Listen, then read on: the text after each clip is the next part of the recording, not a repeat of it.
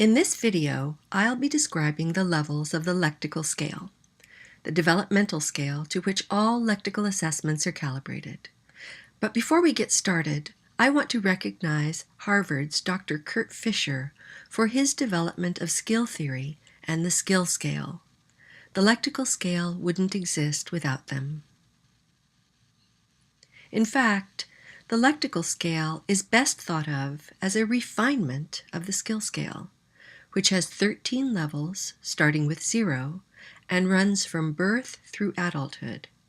In this video, we're going to be focusing on levels 5 through 12, which are the levels we work with most often here at Lectica. We'll begin with level 5, which is the level during which we learn to crawl, walk, feed ourselves, and try to control aspects of our social world. For example, babies start to gesture near the end of this level, with signals that mean things like, "Look there, I want that," and "pick me up." A few words also emerge at this level, such as the names of familiar objects, animals, or people, as well as words for those gestures I just mentioned. After they've mastered the skills of level 5, young children, usually at around age 2, transition into level 6. In this level, they learn a great deal about their physical and social worlds. They also learn the names of many things in their world, including the primary colors and basic feelings like happy, sad, and mad. By the end of level 6, they can even describe what they're feeling or doing in short, often grammatically correct, sentences.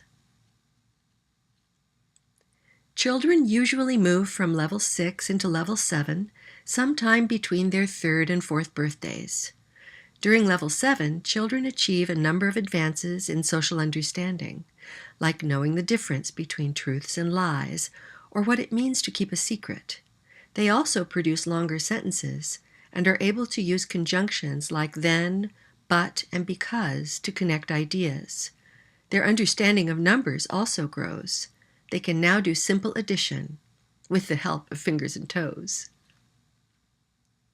Most children transition into level 8 in their 7th year. This is the level in which reading usually takes off and basic arithmetic really starts to make sense. It's also the level in which children begin to tell detailed stories about present, past, or anticipated events. Many of these are stories about social interactions, especially with best friends. By age 9, most children have made the transition into level 9. In this level, thinking undergoes a major change from what's called concrete thinking to abstract thinking. This shows up in how children talk about friendship.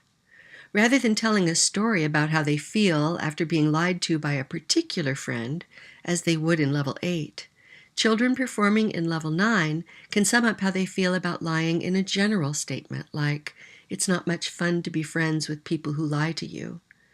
In this level, children also build other ideas about the nature of friendship and begin to understand several other abstract concepts like facts, evidence, opinions, perspectives, and persuasion. By age 13, most teens have transitioned into level 10.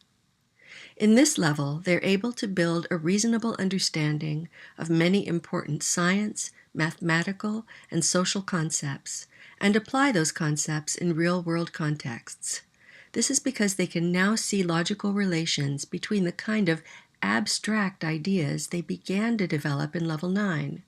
For example, they're able to make a connection between being labeled as a liar and maintaining a good reputation, or between the motives of a researcher and the objectivity of her research.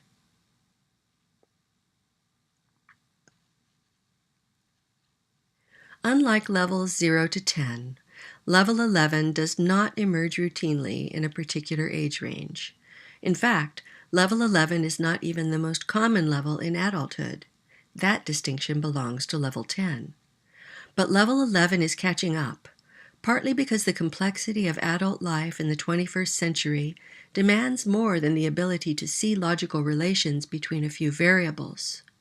With the exception of entry-level service or labor positions, most jobs today involve a lot of complexity. In Level 11, people build the skills for coping with this complexity by gradually developing the ability to identify and work with systems of relations between multiple variables. By the way, a little bit of growth in Level 11 goes a long way. For example, the difference between the skills needed in a typical mid-level management position and an upper-level position is only about 1/5 of a level. A few highly motivated and talented individuals with an intense love of learning continue to develop beyond Level 11 and into Level 12. Usually, development into Level 12 requires building deep expertise in at least two knowledge areas. This is because the kind of ideas that emerge in Level 12 result from connecting multiple bodies of knowledge. Darwin did it with his theory of natural selection, which integrated geology and biology. Einstein did it with the theory of relativity, which integrated mathematics and theoretical physics. And Steve Jobs did it with Apple by successfully integrating technology, design, and marketing. That's it for our quick look at lectical levels. You can learn more about the lectical scale and how to interpret your score on our YouTube channel.